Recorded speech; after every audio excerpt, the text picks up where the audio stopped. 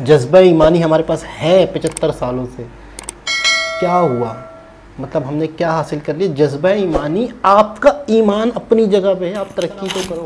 नमस्ते, सत श्री अकाल। उम्मीद करता हूँ ठीक होंगे, खुश होंगे दोस्तों। जा रहे हैं, खुश रहें, माँ बाप का ख्याल करें, क्योंकि माँ बाप हैं तो सब कुछ है। दोस्तों आज की हमारी वीडियो है लेटेस्ट। स्टार्ट करते हैं वीडियो को। वीडियो का टाइटल है दोस्तों, वीडियो का टाइटल है Pak journalist Fiza Khan lost her sense, Pakistan has no solution to Indian conspiracy. Start करते हैं वीडियो को।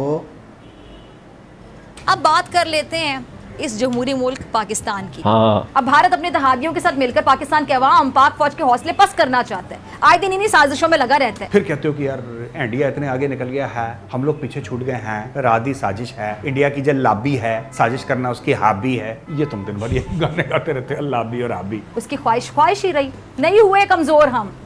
पाक फौज हो, सिविल हुकूमत हो, वो अब भी दुश्मन कुव्वतों के खिलाफ दीवार बन के खड़ी हुई है अल्हम्दुलिल्लाह, और इंशाअल्लाह खड़े रहेंगे। पाकिस्तान का हमारा अगले 10 साल में जो बच्चा पैदा होना, अभी पैदा होना, वो भी करजाई है। अरे बच्चों, यही तो कयामत है। क्या इंडिया का मुकाबला कर सकते हैं मौजूदा हालात में पावर के हिसाब से, ताकत के साथ? जी कर सकते हैं। कैसे कर सकते हैं? हमारा जज्बा है, इधर बेटे, हम मुसलमान हैं, हमारी ताकत है। कौन सी ताकत? हमारे कलमे की ताकत है। थोड़ा ऊपर, थोड़ा लेफ्ट। ताकतवर अल्लाह के हुक्म से हमारे पास अल्लाह का नाम है, कलमा हम ताकतवर है। मारो तो खोपड़ी तोड़ साले का मार। 4 जंगें लड़नी है, नुकसान आज कौन उठा रहा है? हम उठा रहे हैं, फिर भी हम जंग करेंगे जी इंडिया से। तू नहीं सुधरेगा। मुसलमान जो है ना, ईमान की ताकत से लड़ते हैं जंग।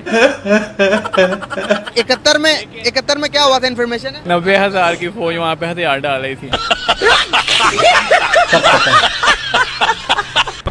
डेवलपमेंट की बात करें कि स्मार्ट सिटीज की बात करें, टेक्नोलॉजी हब की बात कर रहे हैं, नई नई सिटीज, नए नए प्रोजेक्ट्स की बात करें, लाहौर की बात कर लें, कितना तारीफी शहर बस मैं यही कहूँगा, वी आर मुस्लिम। ये क्या है? We are Muslim. Thank God we are Muslim in Pakistan, born in ये तो पाकिस्तान। चलो, हमारी बाय बर्थ अचीवमेंट क्या है हमारी, ये बताएं ना। सबसे पहले हम ये जनरेशन को हम टेक्निकल तालीम देनी चाहिए। हम बच्चों को तालीम दें, बेसिक उनकी तालीम बनाएं, फिर हम तरक्की कर सकते हैं। अबे जाहिल के बच्चे, वो पाकिस्तान के अचीवमेंट की पूछ रही है और तू क्या बोल रहा है जाहिल।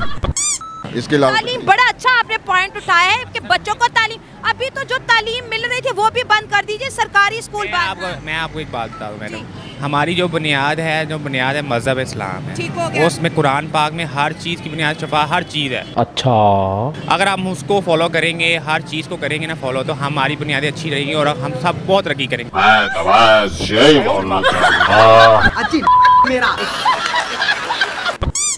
हम अपने बुनियादी मकसद से हट चुके हैं, इसकी वजह से हम जो है ना ये मुश्किल हाल है। मुल्क के अंदर एक कॉन्स्टिट्यूशन भी तो है, उसको कितना फॉलो किया जा रहा है? पर मेरा नजरिया ये कि सबसे पहले ना हम तालीम को अबे सालो तालीम होता है, चाहिए तालीम का फरोग दें। आप क्या कहते तालीम को फरोग जब देंगे ना, कोई मुयस्सर, कोई हालात, कोई हैं? तालीम के बगैर तरक्की नहीं कर सकते, एग्री? हाँ, और नहीं तो क्या। सही बात है। चलिए हम कारोबार की बात करें, ट्रेड की बात करें। ऑयल क्राइसिस पाकिस्तान में बहुत ज़्यादा, पेट्रोल प्राइसेस बहुत ज़्यादा हाई हैं। ईरान के हमारे साथ जो है कॉन्ट्रैक्ट है, आखिर हम उस पर काम क्यों नहीं कर रहे? और अमेरिका के प्रेशर में आके हम जो है ऐसी डील जिससे पाकिस्तान को फ़ायदा पहुंच रहा है, हम नहीं करें। हमारे पड़ोसी मुल्क इंडिया की बात करें, उन पर भी अमेरिका का बड़ा प्रेशर है। उन्होंने हर प्रेशर को इग्नोर करके रशिया के साथ ट्रेड की, और देखिए मुल्क के ख़जाने को कहाँ तक ले गए। क्योंकि हमारा मुल्क, वो इंडिया इसलिए प्रेशर उनका बर्दाश्त नहीं कर रहा कि इंडिया ने उनसे कोई लोन नहीं लिया। इंडिया उनका कर्जा ही नहीं है। वाह मोदी जी वाह। पाकिस्तान का हमारा अगले 10 साल में जो बच्चा पैदा होना, अभी पैदा होना, वो भी कर्जाई है।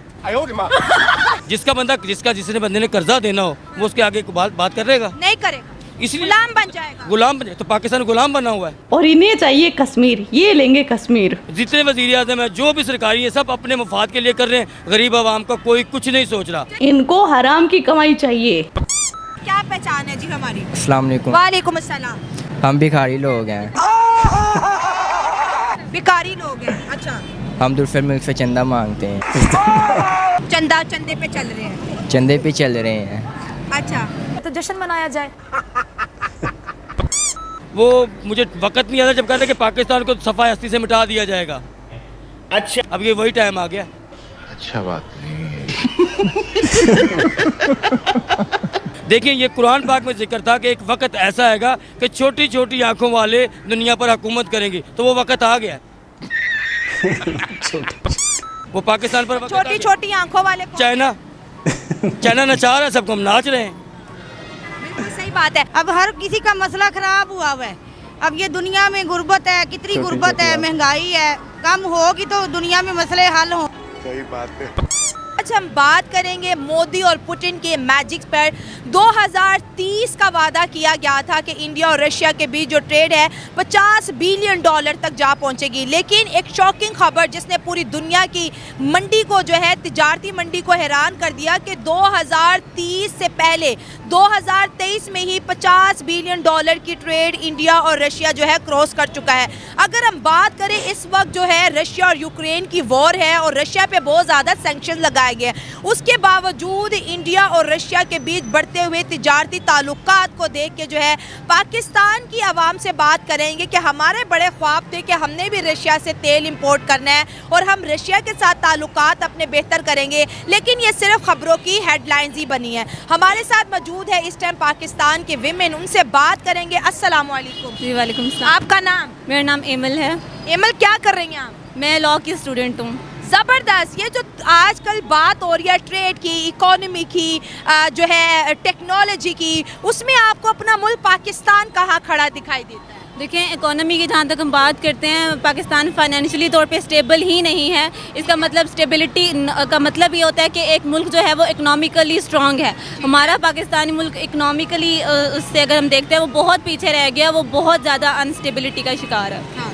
और ट्रेड इंडिया और रशिया ने 2023 में ही 50 बिलियन डॉलर की ट्रेड जो है क्रॉस की, और अपने मुल्क की बात करें 1 बिलियन डॉलर के लिए IMF के आगे हम लेट जाते हैं। बिल्कुल ऐसी बात है, क्योंकि हमारा अपना कोई हमारे में ऐसी कैपेबिलिटी ही नहीं है कि हम अपने मुल्क के लिए कुछ कर सकते हैं। करप्शन हमारे मुल्क में बहुत ज़्यादा ऊपर है, और जहाँ भी करप्शन होती है वहाँ पे स्टेबिलिटी डेफिनेटली वो लो हो जाती है उस मुल्क की। और इकोनॉमिकली अगर स्टेबिलिटी की बात करते हैं वो तभी आती है जब एक प्राइम मिनिस्टर जो है वो इन्वेस्ट करता है अपने मुल्क पर बहुत अरसे तक। हमारे मुल्क का सिस्टम ये है कि अगर एक प्राइम मिनिस्टर आता है वो सिस्टम उसको रहने ही नहीं देता है। अगर उसके 5 साल उसका राइट है पूरे करने के, तो वो 5 साल भी पूरे नहीं कर पाता है। तो जब एक प्राइम मिनिस्टर ही मुल्क में काम नहीं कर सकता या उसको काम नहीं करने दिया जाता, तो डेफिनेटली हमारे मुल्क की इकोनॉमी जो है वो लो हो जाती है। अगर इस वक्त देखा जाए तो हमारा हमसाया मुल्क जो इंडिया है दुनिया के 5th लार्जेस्ट इकोनॉमी है, और उसकी ट्रेड और उसका एक्सपोर्ट हर गुजरते दिन के साथ जो है एक नए रिकॉर्ड दुनिया में बना रहा है। आपको क्या वजूहात लगती हैं कि एक प्राइम मिनिस्टर 10 सालों से काम कर रहा है, इस वजह से वो इतना अच्छे परफॉर्म कर पा रहे हैं? बिल्कुल, उनका सबसे बड़ी बात ये होती है कि जब उनके साथ मुआहदे होते हैं तो उनका प्राइम मिनिस्टर जो है उनके पास बहुत सारे ऐसा टाइम होता है जिसमें वो वर्क कर सकता है। हमारे मुल्क में प्राइम मिनिस्टर्स को रहने ही नहीं दिया जाता है। जो उसका राइट होता है 5 साल उसने पूरे करने होता है। जब हम एक प्राइम मिनिस्टर को 5 साल पूरे ही नहीं करने देते, उनको वर्क ही नहीं करने देते, तो डेफिनेटली हमें नहीं आइडिया कि वो क्या कर सकता है और क्या नहीं कर सकता। तो वो पहले ही उस पर केसेस हो जाते हैं, या वो करप्शन या उस तरह के केसेस का इतना शिकार हो जाता है ज़ाती तौर पर कि वो अपने मुल्क के लिए कुछ कर ही नहीं सकता। तो वो जो मुआहदे कर रहे होते हैं वो भी वहीं पर रुक जाते हैं। अगर मुआहदा करते हैं रशिया के साथ या हमारी उनके साथ दोस्ती होती है, तो एक हमारा इकोनॉमिकल जो है स्टेटस बहुत बढ़ जाएगा। क्योंकि प्राइम मिनिस्टर ही नहीं रहने जाते, या सिस्टम ये है वर्क ही नहीं करने देता प्राइम मिनिस्टर को, जिसकी वजह से हमारे मुआहदे ही नहीं तय हो पाते, और इसी वजह से हमारी आवाम जो है आज गुर्बत का शिकार हो। बिल्कुल सही कह रही है जी। सारा जो मेन रोल होता है प्राइम मिनिस्टर का होता है। जी जनाब, मुझे वो बड़ा इंटरेस्टिंग लगा, ज़बरदस्त लगा, मुझसे कंट्रोल नहीं हुआ जब इन्होंने एक नया मीम बनाया आज भाई साहब ने, वो कायद-ए-आज़म की पिक्चर को और वॉइस ओवर को करके, जब कायद-ए-आज़म ने गाली दी, मैं कह रहा हूँ अगर सच में होते तो यकीन करें वो एक गाली नहीं गालियाँ दे रहे होते। वो हैरान होते। उनकी अगर आत्मा अगर देख रही होगी, यकीन करें वो अपने मुल्क के हालात देख के, मुल्क की कंडीशन देख के अपने कानों को पकड़ा हुआ होगा उन्होंने कि मैंने किसके हवाले ये मुल्क कर दिया। एक साथ रहते तो शायद बेहतर होते। मैं यकीन के साथ कह रहा हूँ, वाकई आज वो हैरान होता है कि यार ये कहाँ से कौन लोग थे ये। मैंने तो ये लोग तो शुरू में नहीं थे, ये कहाँ से आ गए। ये वाकई कहाँ से आ गया, ये मामला कैसे हुआ। मतलब वाकई अगर होते तो क्या होते, ये भी एक सोचने की बात है। मैं अगर हम थोड़ा सा मीडिया के लोग हैं तो मेरे जहन में अब एक चीज़ चल रही है जिसकी वजह से मैं थोड़ा रुक गया। क्या ये पॉसिबल है कि कायदे आज़म के करैक्टर को बिठा के उससे सवाल जवाब किए जाए?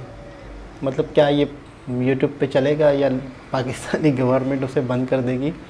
अब वो कायदे आज़म जो है वो आज का कायदे आज़म हो, यानी आज का कायदे आज़म एकदम से आज टाइम ट्रेवल करके आ जाए। अब वो लोगों को बताता फिर रहा हो कि मैं कायदे आज़म हूँ, मैं कायदे आज़म हूँ, ये उसकी तरह, पीके की तरह। अब वो लोग मान ही नहीं रहे, लोग यकीन ही नहीं कर रहे। अब वो न्यूज़ एंकर भी उससे सवाल करें, ये करें, तो वो गालियाँ दे रहा हो, वो इस तरीके से हरकतें कर रहा हो। मैं कह रहा हूँ कि आप लोग अगर सुन रहे हो तो आप लोग ये कर सकोगे, हमारे यहाँ तो बहुत मुश्किल हो जाएगा मेरे ख़्याल में शायद। खैर, तलीम कहना भी नहीं आ रहा, तालीम को तलीम कह रहा है, तो फिर तो यही तो था हमारी तालीम है कि हम तालीम को तलीम कह रहे हैं। और इंग्लिश तो मेरी भी अपनी सबकी बहुत अच्छी है, तो तालीम से हम दूर हैं और टेक्नोलॉजी से हम बहुत ही दूर हैं और जज्बा ईमानी से हम बहुत करीब हैं, और उस जज्बे ने हमें ले डूबा है। अच्छा, शर्म नहीं आती लोगों को जब उनसे बात होती है कि यार आपको जज्बा ईमानी की बात करते हो, लेकिन जज्बा ईमानी हमारे पास है 75 सालों से, क्या हुआ? मतलब हमने क्या हासिल कर लिया? जज्बा ईमानी, आपका ईमान अपनी जगह पे है, आप तरक्की तो करो खुदा के बंदों। आपको जज्बा ईमानी आपको तालीम हासिल करने से नहीं रोक रहा, कुछ इनोवेशन करने से नहीं रोक रहा, आपको अपने बच्चों की, आने वाली नस्लों की ज़िंदगियाँ बेहतर बनाने से नहीं रोक रहा। हमारे पास सिर्फ जज्बा ईमानी है, हमारे पास ईमान की ताकत है, हमारे पास हम ये कर सकते हैं, हम वो कर सकते हैं, तो करें। जज्बा ईमानी को मिला के करें और ताकतवर होके करें, अंग्रेज़ों को जवाब दें। डबल आईफोन की एक चीज़ बनाएं, ए फ़ोन बनाएं, आईफोन का नाम चेंज करके AI फ़ोन बनाएं। ऐसा फ़ोन बनाएं कि सोचें और कॉल हो किसी और के साथ, जादुई कॉलें लग जाए खुद। आप किसी का नाम, किसी का जहन में तसव्वुर लाएं, आपके दिमाग में भी एक चिप लगाएं, मोबाइल में भी अपनी चिप लगाएं, खुद ही खुद आपकी कॉल लग जाए, खुद ही खुद बातें हो रही हों। इससे ज़्यादा और अच्छी बात क्या है? ये जज्बा ईमानी के साथ इनोवेशन करें, दुनिया जहाँ को हिला के रख दें, तब लोग मानेंगे ना कि यार वाकई आपके पास जज्बा था और आपने जज्बा ईमानी के साथ क्या कुछ कर लिया। तो हम उस जज्बा ईमानी को लेके भीख मांग रहे हैं, ये जज्बा ईमानी हो गया हमारा। बस यही कहानी है। दोबारा किसी और के साथ से मुलाकात होगी, जब तक के लिए अल्लाह हाफ़िज़।